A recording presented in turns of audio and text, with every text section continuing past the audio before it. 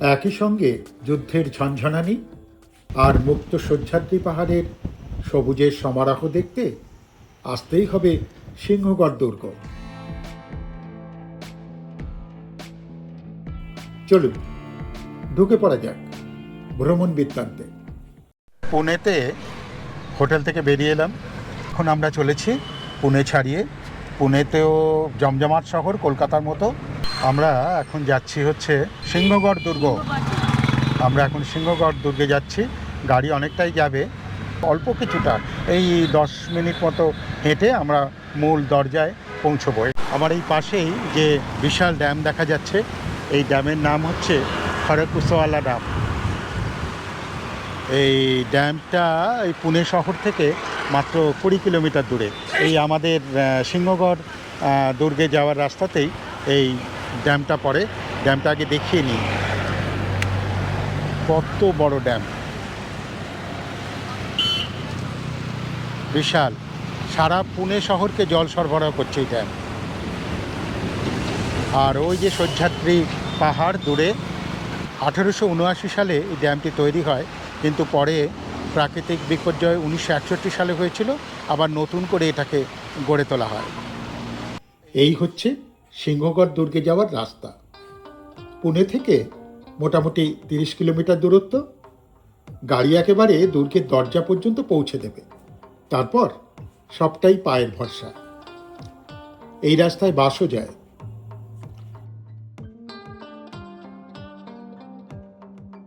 সুন্দর রাস্তা করা আছে। শুনলাম আতকারা বা খাদুকুয়াশালার দিক থেকে ট্রেকিং করেও অনেকে এখানে আসে। কেন আসে একটু এগোলেই বুঝতে পারবেন।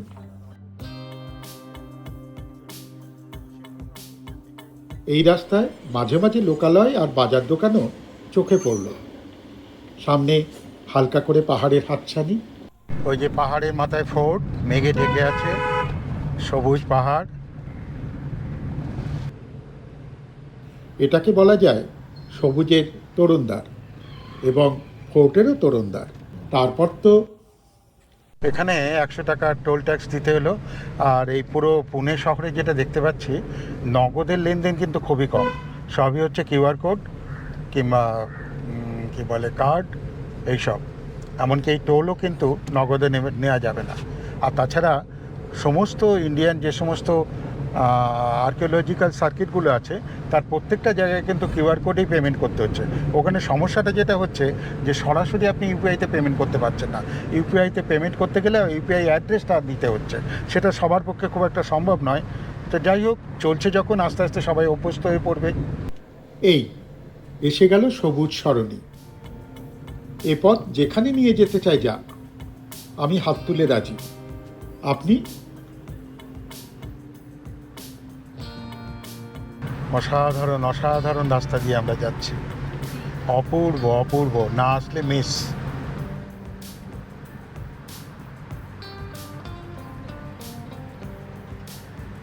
দুরন্ত রাস্তা। হালকা হালকা উপরে উঠছি। রাস্তাও নেহাত সোজাসাপটা নয়, মাঝে মাঝেই গোল করে বাঁক নিচ্ছে।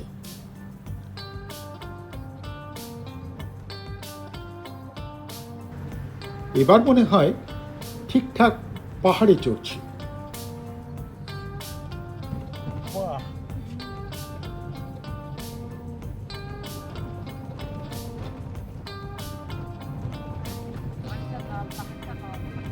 হ্যাঁ, ওই তো কন্ট্রাস্ট হয়ে গেছে, ধস নেমেছে, আর কিছু না। এই দেখুন, কে বলবে পাহাড় যেন ঘন জঙ্গলের মাঝখান দিয়ে চলে গেছে দেশান্তরী হওয়ার ঠিকানা। শুধু মাঝে মাঝে বলে উঠছি, আহা আহা। আপনার কেমন লাগছে কমেন্টে লিখুন না। যদি এ পথে গিয়ে থাকেন তাও লিখুন, জমিয়ে গল্প হবে।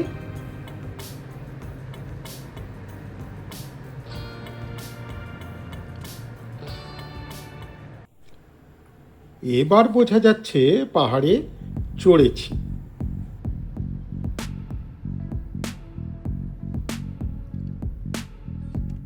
অনেকটাই উপরে উঠে এসেছি, পাহাড়ের অনেকটা উপরেই আমরা উঠে এসেছি। এমনি সিংহগড় ফোর্ট হচ্ছে 4300 ফুট উঁচু, তা মোটামুটি 4000 ফুট তো আমরা কভার করেই ফেলেছি, ফলে ঠান্ডা হাওয়া দিচ্ছে আর এই সবুজ জঙ্গলের মধ্যে দিয়ে দারুণ লাগছে। এখন প্রায় মাথায় চড়ে বসেছি, কারণ রাস্তা এলিভেশন এখন কমে গিয়ে প্রায় সোজাই যাচ্ছে।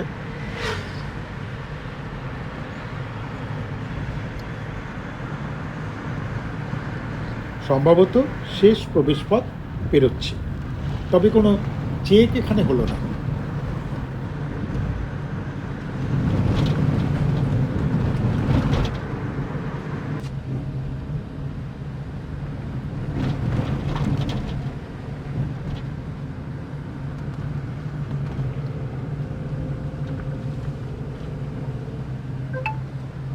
বাহ বাহ বাহ, দূরের পাহাড়গুলো দেখুন, কি দারুণ লাগছে। মেঘলা আবহাওয়া, তবুও এবার মনে হয় একটু দাঁড়ানো দরকার। দাঁড়াবে কোথাও? আচ্ছা, হ্যাঁ, থোড়া খাড়া হয়ে যায় না ইধার? হ্যাঁ, ইধার।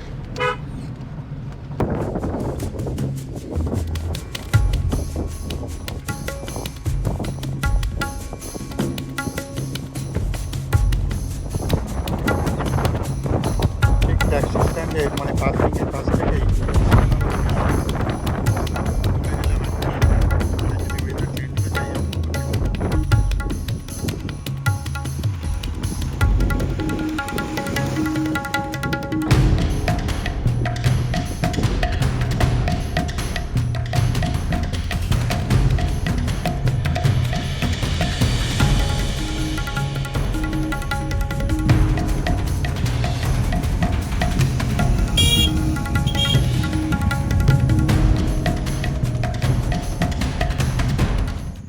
আর বেশি বাকি নেই। যখন দাঁড়িয়েছিলাম মনে হচ্ছিল এক কাপ কফি পেলে বেশ হতো, কিন্তু এই লম্বা পথে কফি বাড়িয়ে দেওয়ার হাত একটাও পাবেন না। প্ল্যান করুন, ফ্লাক্স সঙ্গে রাখবেন। Beauty beauty.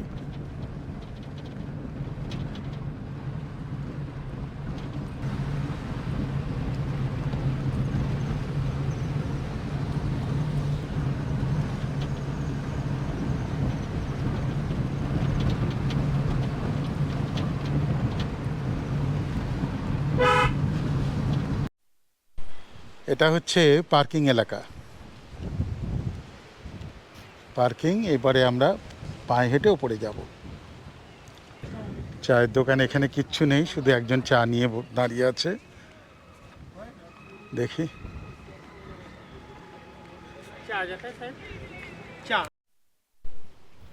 চা খেয়ে এগিয়ে গেলাম দুর্গের দিকে। পাহাড়ের ওপর দুর্গ, সিঁড়ি আছে, ধাপে ধাপে ওপরে উঠতে হবে। এই যে রাস্তা দিয়ে আমরা যাচ্ছি,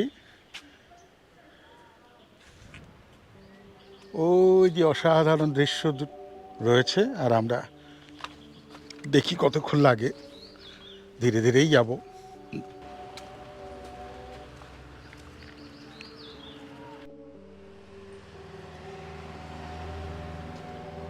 যারা পুনেতে আসবেন সিংহগড় মিস করবেন না। এই সিনিক বিউটি এখনো পর্যন্ত আমি কোথাও দেখিনি। আজকে ওয়েদারটাও ভারী সুন্দর, যদিও মেঘলা আকাশ, কিন্তু হালকা আলো আছে আর বৃষ্টি নেই। এটা হচ্ছে বড় কথা। কখন বৃষ্টি হবে জানি না, আপাতত নেই। নিচে পুরো সবুজ উপত্যকা, সবুজ, আর এই যে পাহাড় উঠে গেছে। সামনে হচ্ছে পুনে দরজা। এখানে অনেকগুলোই দরজা আছে, কিন্তু আলাদা করে কোনো নাম নেই। প্রত্যেকটা ওই পুনে দরজাই বলা হয়। আরেকটি প্রধান দরজা আছে যার নাম কল্যাণ দরজা। এখানে পুনে দরজা সম্বন্ধে কিছু বলা আছে।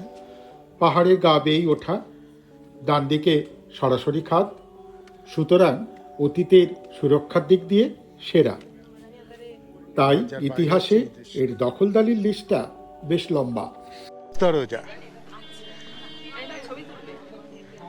ওইখানে দাঁড়াও, ওই জন্য তো দাঁড়িয়ে আছি। দরজার মুখে যাও।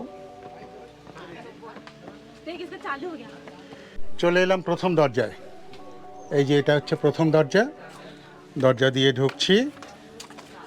মোট 150 মতো সিঁড়ি আছে, তবে সেটা একবারে উঠতে হবে না। চলুন।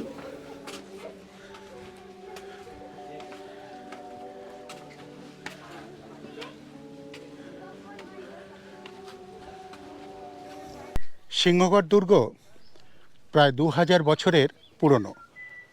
প্রথমের দিকে কারা এটা নির্মাণ করেন নির্দিষ্ট কোনো নাম পাওয়া যায় না, তবে ইতিহাস ঘাঁটলে যেটা পাওয়া যাচ্ছে যে এখানে পরপর প্রথমে প্রাচীন যুগে আর কি, প্রথমে সাতবাহন, তারপরে রাষ্ট্রকূট, তারপরে যাদবরা, তারপরে চলে আসে মোগলদের হাতে। আর মাঝখানে বালক বয়সে শিবাজি এটা মারাঠাদের অংশ করে নেন। সালটা হচ্ছে 1647। এরপর মুঘলদের সঙ্গে যুদ্ধে পরাজিত হয়ে শিবাজি বেশ কয়েকটি দুর্গ মুঘলদের হাতে ছেড়ে দিতে বাধ্য হন। তার মধ্যে ছিল এই দুর্গটা। তখন কিন্তু এই দুর্গের নাম কিন্তু কোন্ডালা দুর্গ ছিল। পরে এটার কেন সিংহগড় নাম হয় বলবো, এগোই, এখনো অনেক সিঁড়ি বাকি। কোন দিকে? হ্যাঁ, এইখানে আমরা দ্বিতীয় দরজা গেট পেলাম, কিন্তু এর কোনো আলাদা নাম নেই। নাম হচ্ছে সেই পুনে দরজা, কোন্ডালা দরজা বলা যেতে পারে।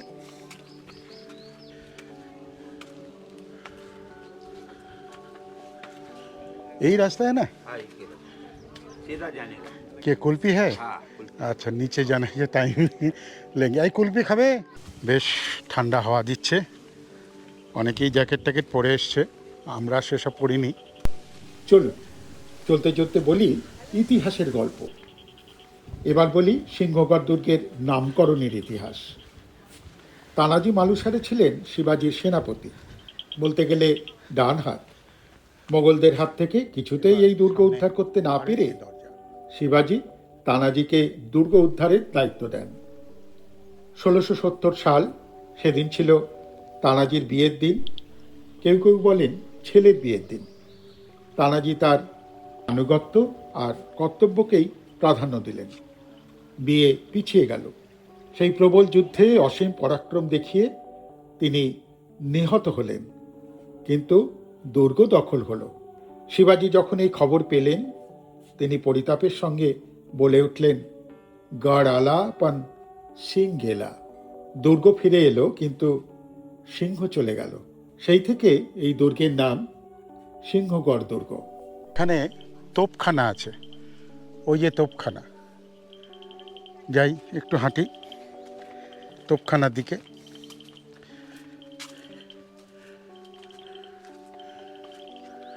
এই হচ্ছে তোপখানা, আর আমাদের রাস্তা চলে গেছে ওই দিকে। ওই যে ওই দরজা পেরিয়ে এলাম আমরা।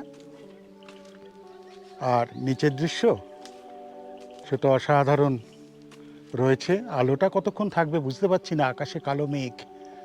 দেখা যাক, নসিব কা খেল কেয়া হোগা। তোপখানায় দেখার কিছু নেই, একটু অপরিষ্কারও। একেবারে গা ঘেঁষে নেমে গেছে পাহাড়ি দেওয়াল। উঁকিঝুঁকি মেরে চলে এলাম।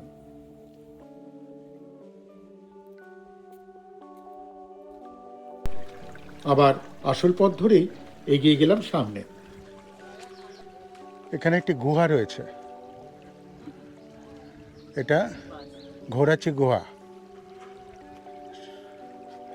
দি monument has been declared as the state protected. হ্যাঁ, একটু এগিয়ে গেলাম বটে, কিন্তু অন্ধকারে যা বুঝলাম, একটা খোদাই করা বা সাজানো স্ট্রাকচার ছাড়া আর কিছুই নেই। এইখানে হচ্ছে প্রথম রেস্টের জায়গা, খাবার জায়গা রয়েছে, খেতেই পারে। আমরা কিছুক্ষণ আগে চা খেয়েছি, সুতরাং আমরা চা খাচ্ছি না। একটু ভেঙে চুরে নতুন করে কি করছে, কনস্ট্রাকশন পুরনোই। ও, অনেকগুলো রেস্টুরেন্ট রয়েছে। অনেকটা হাঁটার পর একটা মরুদ্যানের মতো অনেকগুলি খাবার দোকান, চা কফি তো বটেই। ফল, মিষ্টি ও লাঞ্চের ব্যবস্থাও রয়েছে। সবটাই ওপেন এয়ারে, হালকা আলোয় বেশ মজাদার আয়োজন।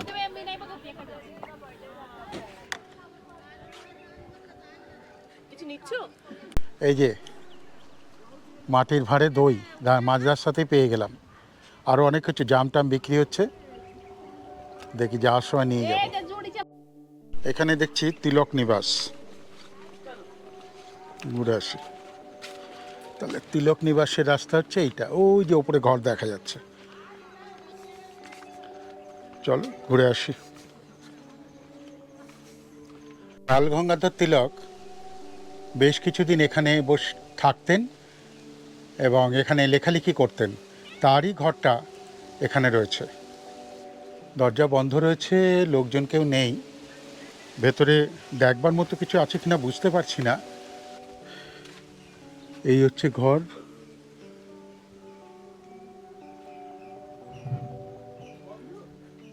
ফরেস্ট ডিপার্টমেন্টের রেস্ট হাউস আছে, তবে আদৌ ব্যবহার করা হয় বলে তো মনে হচ্ছে না, ভেতরের যে অবস্থা দেখছি।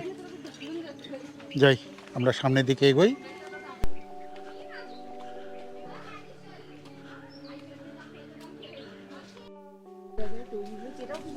এই যে কল্যাণ দরওজা। আচ্ছা, তারপর নানাজি মানুষের সমাধি আছে, সমাধি হচ্ছে ওপরে, আর তানাজি কড়া দিকে। এইটা ঘুরে আসি, এসে তারপরে এদিকে যাবো। ও, এদিক দিয়ে নামার জায়গা আছে নাকি? একটু উঁচু ঢিপিতে তানাজি সংক্রান্ত ঘটনার স্মৃতিচারণ করা হয়েছে।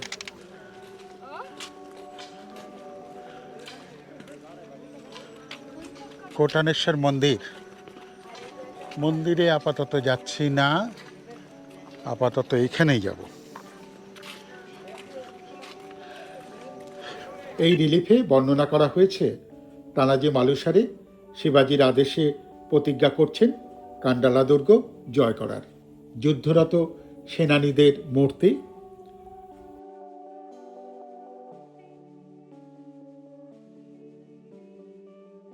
আলাদা একটি জায়গায় তানাজির সমাধি মন্দির, পাশে তার মূর্তি। নিয়মিত পূজা অর্চনাও করা হয় বোঝা যাচ্ছে।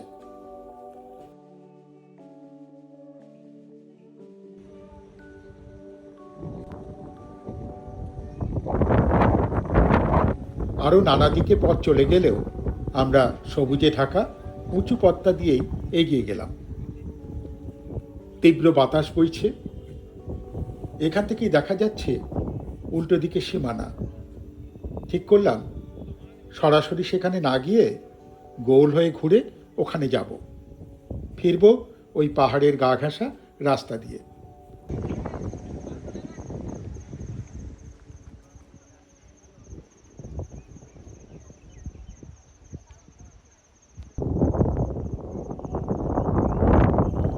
অনেকেই, বিশেষ করে স্থানীয়রা, ওই পথটা ধরেই সরাসরি ওপরে উঠে যাচ্ছে দেখলাম।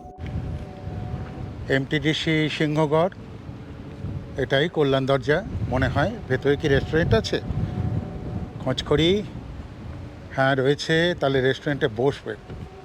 ডরমেটারি আছে, রুম আছে, ভালো জায়গা, সুন্দর সুন্দর সুন্দর, এখানে থাকা যায়। এই তো, এখানে টেন্টও রয়েছে, পরপর টেন্ট রয়েছে, অনেকগুলো টেন্ট রয়েছে। এই যে, আহা হা হা, এই জায়গায় থাকা মানে স্বর্গ স্বর্গ। কি ভালো, কি ভালো। এই যে টেন্ট। বারান্দা ধরে এগিয়ে গেলাম একটু চা কফির সন্ধানে।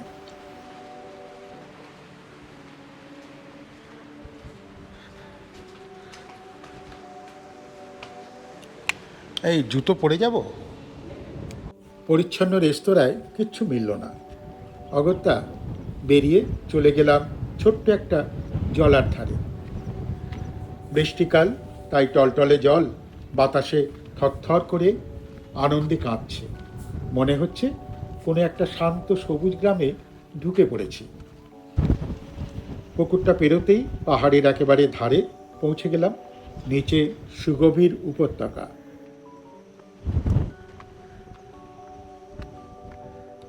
পায়ে পায়ে এগোলাম কর্নারের দিকে। ওখানে বসার ব্যবস্থা করা আছে। কোনো কালে এখানে ঘর ছিল রক্ষীদের জন্য। বাতাস বাতাস। মহারাষ্ট্রের এই সহ্যাদ্রি অঞ্চলে বেড়াতে গিয়ে একটা জিনিস খুব ভালো লাগলো, এখানে অল্প বয়সীরা খুব বেড়ায় সর্বত্র, মোবাইল নিয়ে একটু কম ব্যস্ত।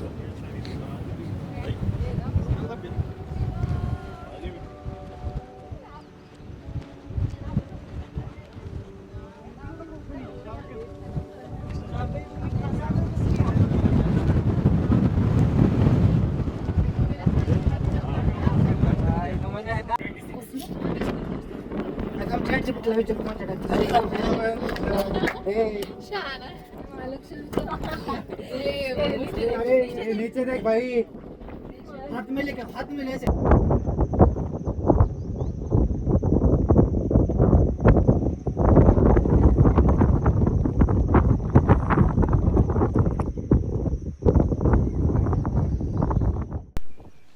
এবার নামবো আমরা, কিন্তু এই দৃশ্য নামতে নামতেও মনে হচ্ছে আরও কিছুক্ষণ থেকে যাই। সহ্যাদ্রি পর্বতমালার বেশ একটা উঁচু জায়গায় 4300 ফুট ওপরে আমরা রয়েছে।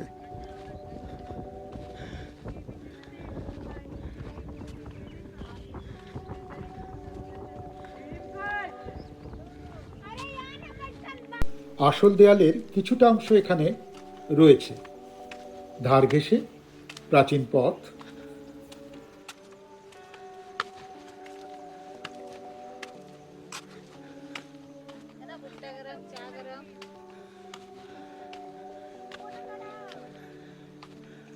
এই প্রাকৃতিক বারান্দায় একটু দাঁড়ালাম, ফেলে আসা পর্দার দিকে তাকালাম শেষবারের মতো।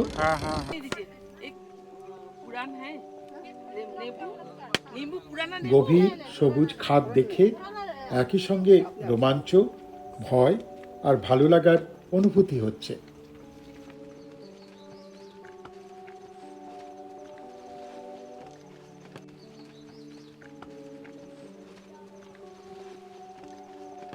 এবার ইতিহাসের শেষটুকু বলে দেওয়া যাক।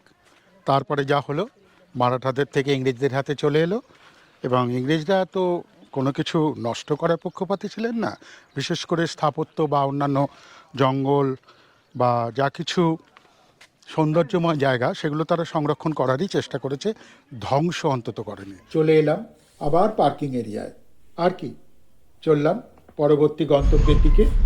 সিংহগড় ফোর্ট ছেড়ে আমরা চলে যাচ্ছি।